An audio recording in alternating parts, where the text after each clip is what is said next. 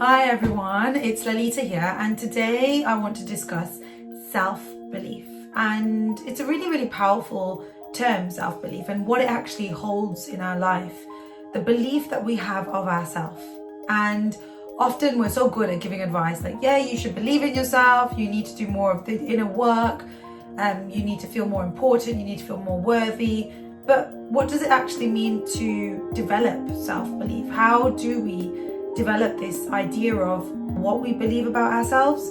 Because if we go back and understand self-belief and understand where this is actually formed, because we're not born with a belief that we're not worthy, we're not born with a belief that we're not important, that we're not good enough. That's developed over time. But it's about trying to understand, where am I at right now in terms of my self-belief?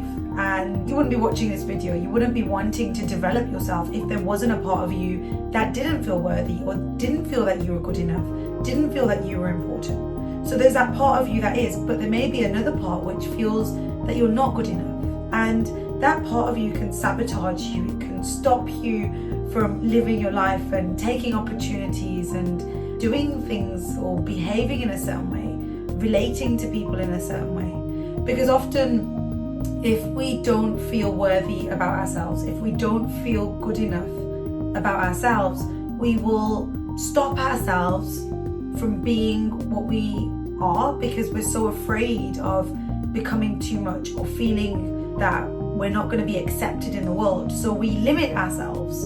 And by limiting ourselves, we never get to grow to our full extent, because we're so afraid of what other people might think.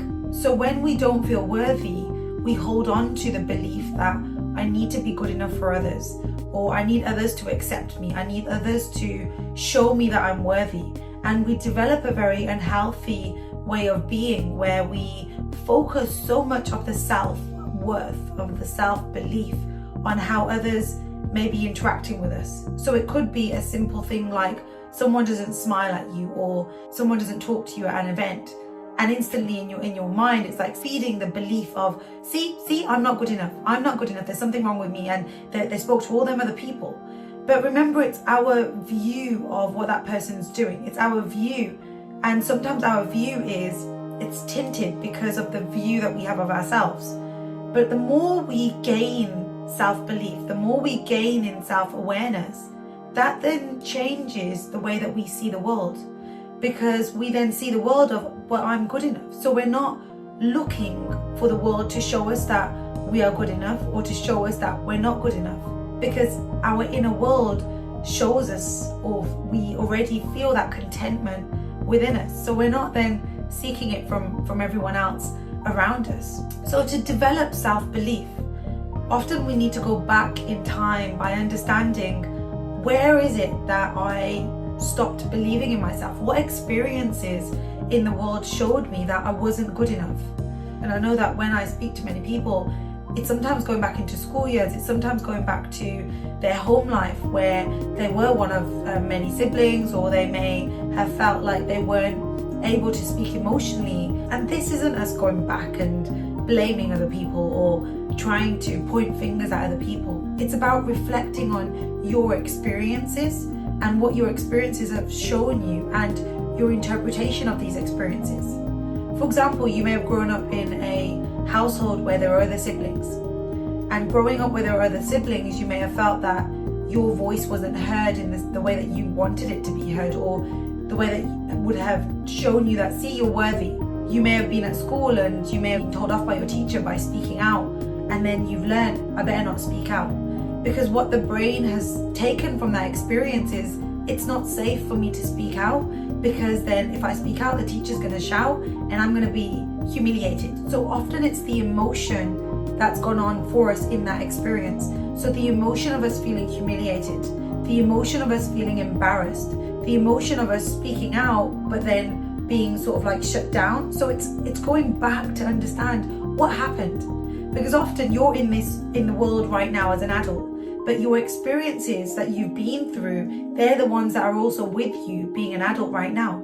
So if you're in a group setting now and you remember the experience of being at school, And you may not consciously be aware that, yep, see, I was shut down there, and that's why now I don't speak out, because I don't want to feel that humiliation again. Because the brain's way of protecting you is to make you feel safe, is to make you feel comfortable. And to feel safe means that, hang on, I need to not then speak out, because speaking out makes me feel an uncomfortable emotion. And that uncomfortable emotion of like humiliation or embarrassment, that's not safe to feel.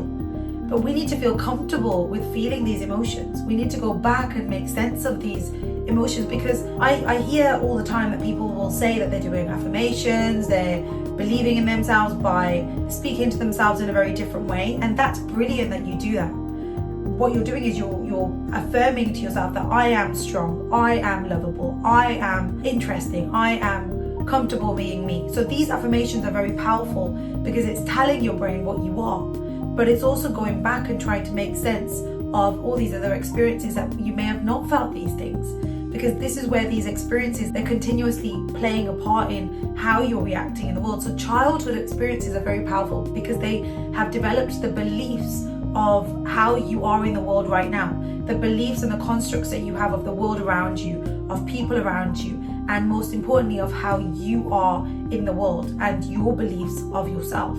So it's so important for us to, yes, we want to recreate the beliefs that you have of yourself, but we also want to go back and make sense of where they've come from and why they have formed in the way that they have. If you can do that, you can then change the way that you believe in yourself, where you not constantly feeling the need of, I need to get these things from other people or from the world. The world needs to show me that I'm worthy. The world needs to show me that I'm lovable. You're no longer attaching yourself to that.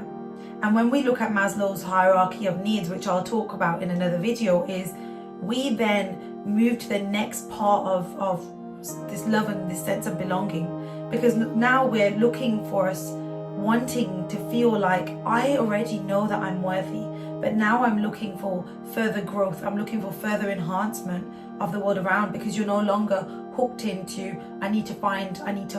It's like, no, I already know. I'm already content. I already have this inner peace within me that I'm worthy and I'm good enough. So for me now, it's about moving to the next part of growth and what that looks like for me. So yeah, if you have any questions around developing self-belief, as I said, really powerful tools is affirmations, but also journaling about what is it that I am afraid of. What are these fears? Like if I'm afraid of speaking my mind, what is it that I think is going to happen? What is it that I think is going to come up for me? So if we can go back and start journaling and reflecting, so give yourself reflection space, book it out in the diary, and it's like, right, even if it's 10-15 minutes, reflection space can be really helpful. Even if it's to, at the end of the day, just to check out, is saying to yourself, okay, what are 2 good things that happened in my day today, but what was one thing that I found a little bit distressing? And start reflecting on it. Because what we will do is we will focus sometimes on the good things, and we'll try and push all the things that we don't really want to think about or feel because it's uncomfortable, and we will put it under the carpet. But these are the things that help us grow. These are the things that help us develop into who we actually are meant to be, rather than being like, no, I don't want that. Because ultimately it's about regulating your emotions. If you can learn to feel comfortable with your emotions, you can learn to self-develop, you can learn to self-grow, you can believe more in yourself. And by believing more in yourself, it changes everything in your life, because you're taking more opportunities, you're talking to more people, you're connecting in a very different way, because your brain isn't scanning for, am I good enough?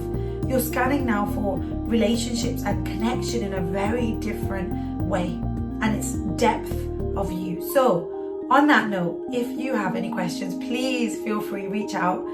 This is a space for growth, for being nurtured by understanding your inner world, by understanding you. So if you have any questions, please feel free, reach out, and I look forward to connecting with you all soon. Okay, take care. Bye-bye.